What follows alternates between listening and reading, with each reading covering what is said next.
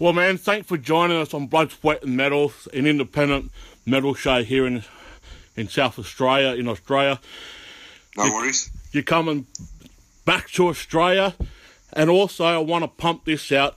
You're coming to headline the Metalfest here in Adelaide called New Dead. You guys must be looking forward to that. Yeah, I must admit, I didn't know the Adelaide gig was a festival, so that's a new one on me. But yeah, I'm sure it'd be great. You know, same as anything else. You know. Yeah, just to say a bit about that festival. There's so many Australian bands on that, whether it feature thrash or whether it feature the grind or the black metal or whatnot. It's just a community getting together to wave the flag, because we don't have any travelling festivals like Soundwave or Download or anything like that. But this is one of the unique things. A local guy that I personally know has put this together over the last 8-9 years, and it's just phenomenal just to get a big name band like Napalm Death here for that festival. Sure. I mean, obviously, it's not only us. There's also other bands with us. Yeah. You know? So yeah, I mean, hopefully our presence kind of gets the name out a little bit more. And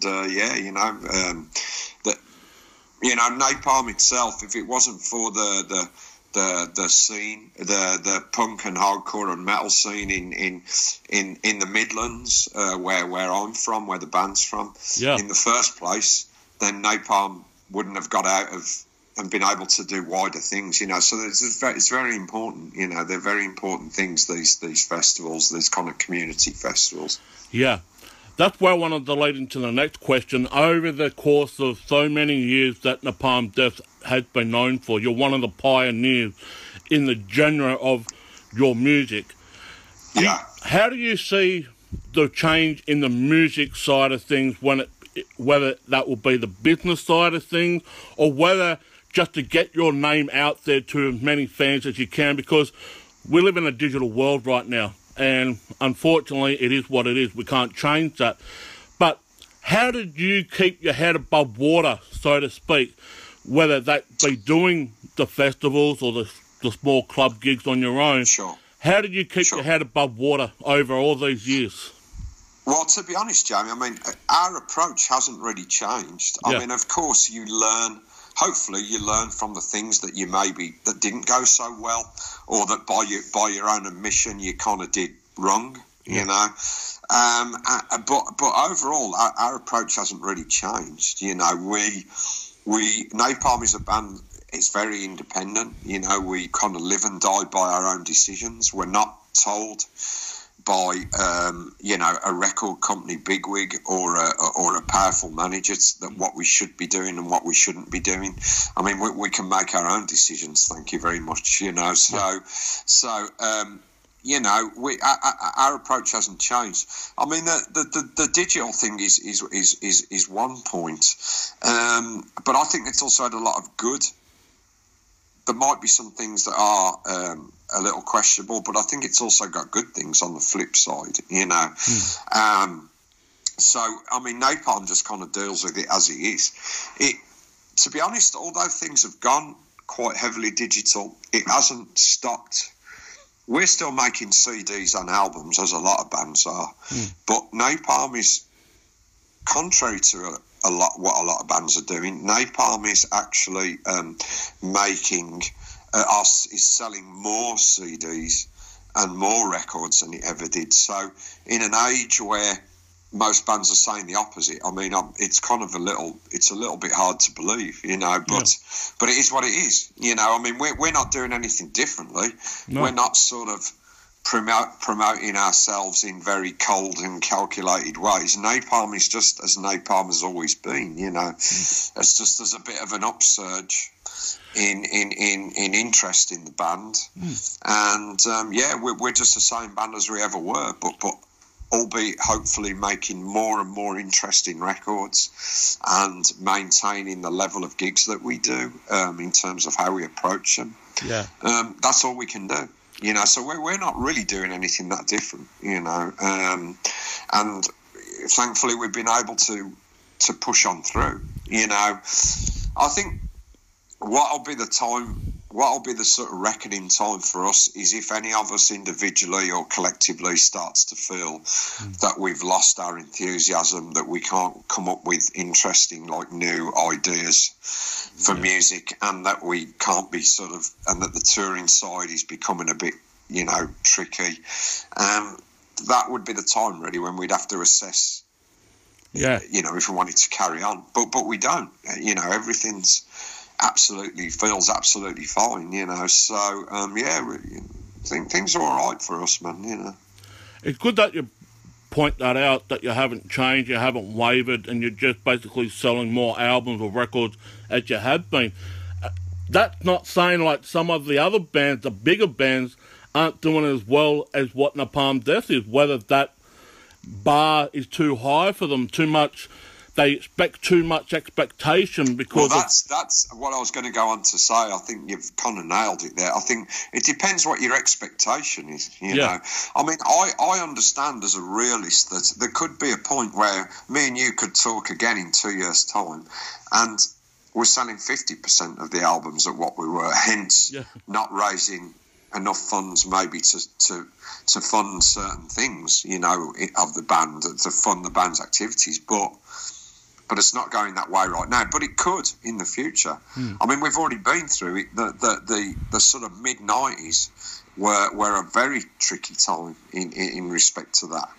But despite the challenges that we faced, we kind of knew, it was unspoken between us as band members almost, that we were in it for the long haul. We didn't want to give up. You know, we still felt we had a lot to give creatively, and we didn't want to give up. You know, we would rather finish at a time of our own choosing. We don't want to be sort of, you know, ground down by outside forces. You know, that would just be, to us, that'd be just giving up too easy, you know. So yeah, we'll take things as they come. You know, we'll continue to do what we think is the right thing to do, generally speaking, and see what happens. Yeah. And the way I can see it too is that you bring the music to the people that you want to try and get as many people to listen to. And radio stations, who cares about them? But there are some bands out there that I know want to get that single on the radio station, but radio is only a minority of what the hard work goes behind it, and the hours and all the money that's been spent on pre-recording and all that and so forth. But you know what, Jamie, I mean, I wouldn't do down any aspects of this, you know, whether it be a fanzine, whether it be a web zine, whether it be radio, whether it be anything, because when you say radio, obviously that's quite a wide term. There are a lot of independent radio stations whose kind of modus operandi is not to play, like, you know, singles just because it's a marketing plan with the record label. You know, many independent who are on the same level as a webzine, you know. So I think it's important to point that out, you know. So Napalm, basically my whole bottom line in terms of doing interviews and whatever is I will talk to anybody. If some kid comes to me with a single sheet of A4 and he's just started a zine, I'm as happy to talk to him or her as I would be to anybody else, you know, because, you know, what you got to remember is that kid that's doing that web zine is also a supporter of, whether it be just Napalm or whether it be music in general. So it's a two-way thing, you know. They help us and we should help them. You know, it's that community thing. It's just everybody together, you know.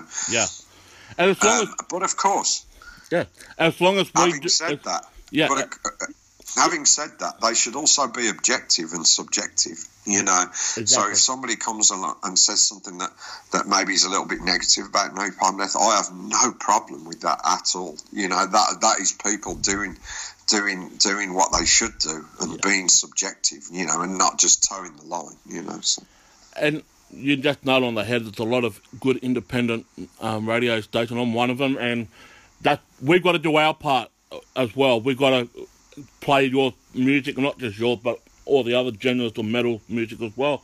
As long as we play our part, it's a two-way street. We've been received these promos and singles and albums, and it's our job to play them. And it's a community thing, like you say. I think that's that's the best way of summing it up, I think. Exactly. Well, like I said, Napalm Death doesn't need a massive introduction of their history. I mean, you're one of the most influenced and legendary acts of the fathers of grindcore, but there's 15 albums in the legacy of Napalm Death, and in no way, shape or form, like you mentioned before, you're slowing down or changing or anything like that. But as you state in your own words, the noise is always the answer, and you continue to make great music that confronts, confounds, and to be equal in measure.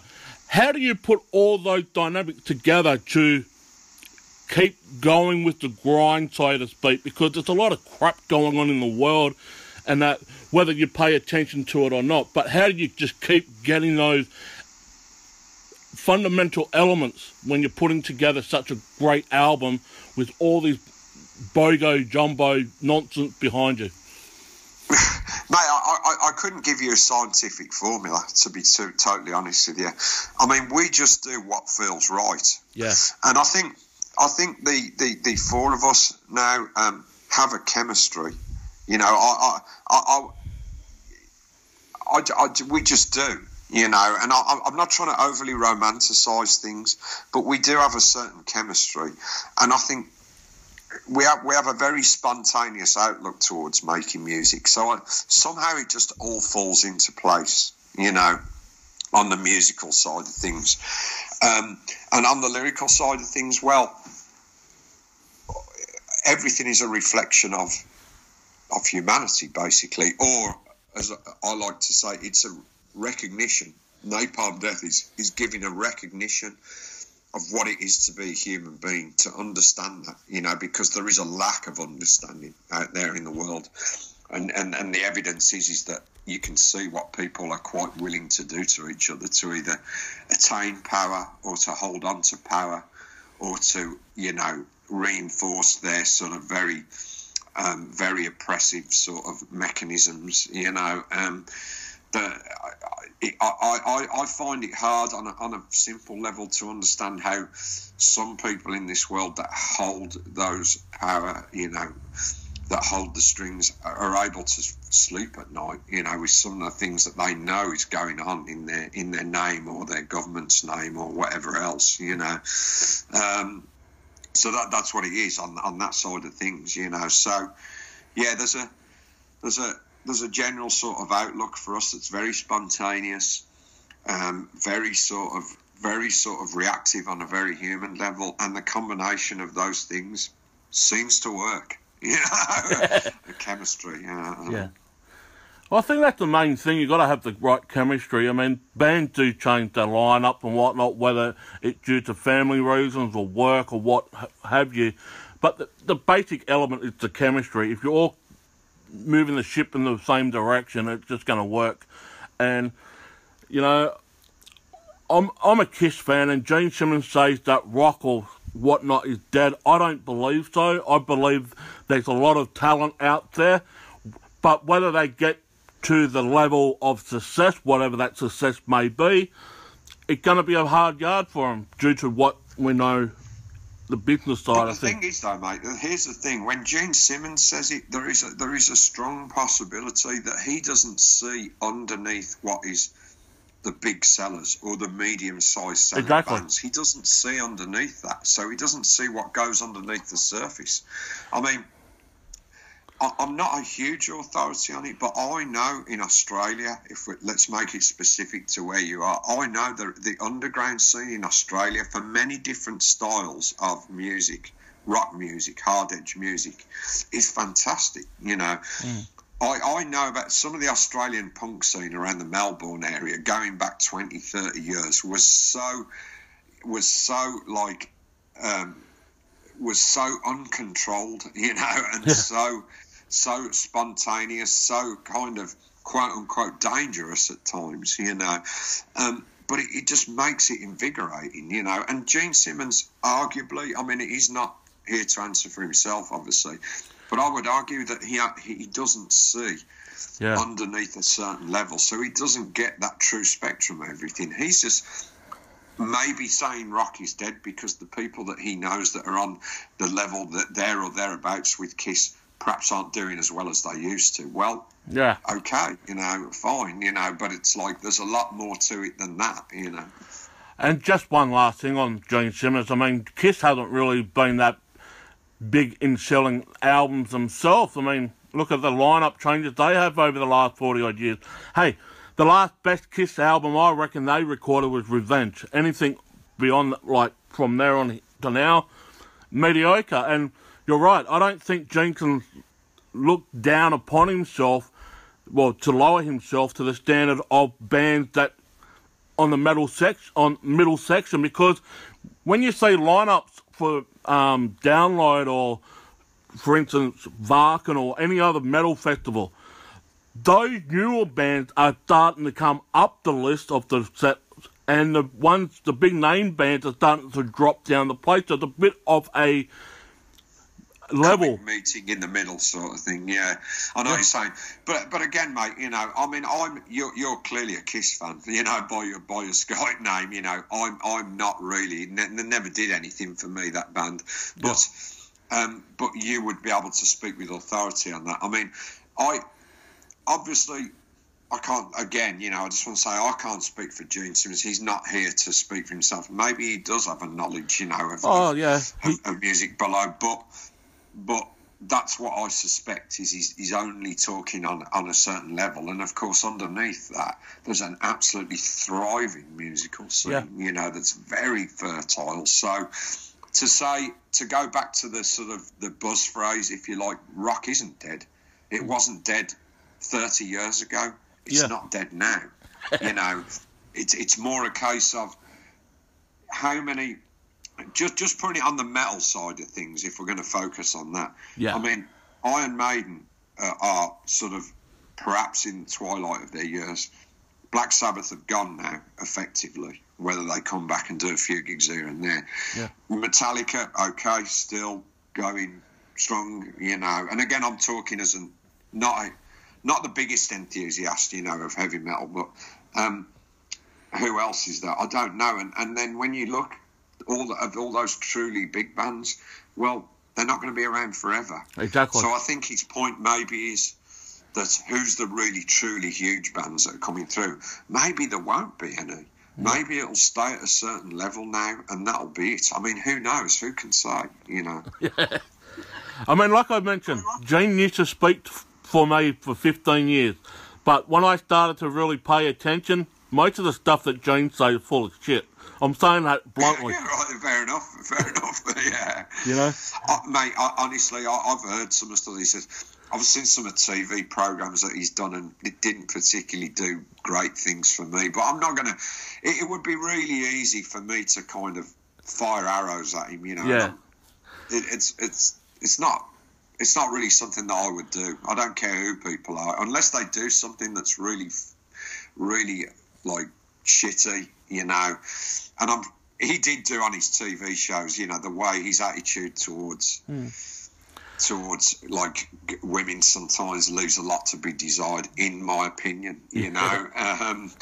But you know, to fire arrows at him when we talk about music, he's perhaps not really achieving anything, you know. Yeah. Just a couple more questions before we wrap it up. I got the producer giving me the hand signals and whatnot. But you mentioned Australian music. I think the major hole in Australian music is AC/DC. I mean, we don't know what they're going to be doing with Brian Johnson out of the band now and Malcolm Young out of the band. We don't know. I mean, are they still going to perform with Axl Rose? Who knows? I personally don't like it, but that's my opinion. But do you see another band like AC/DC coming out of the wood from Australia? I know we've got Airborne and whatnot, but I think the band that I'm personally leaning towards is a band like King Parrot and some other bands that have made it success a bit overseas. Do you see? Well, I mean, the band that I really love from Australia, and I think people are well aware of this anyway, so I'm not saying nothing new, is the band Extortion. You know, who were playing Extortion from Melbourne. I don't know if you're familiar with them at all, but they play like fast hardcore punk, and of course that's not a new style, but there was such an energy and a kind of freshness to what they were doing. They weren't reinventing the wheel, but there was something about it, you know. Yeah. And which is why we took them out on tour with us the last couple of times. And this band's like that, you know. Like any other country in the world, Australia has great bands, you know. It might not be immediately on the surface, and you might have to scratch the surface to find them sometimes. There's a band called Mass Appeal from Australia, 20, 30 years ago. Fantastic band, you know. So there will always be bands from places. AC/DC, I think, well, mate, I'll be totally honest here, and again, this is just personal opinion. Yep. I loved them up until for those about to rock.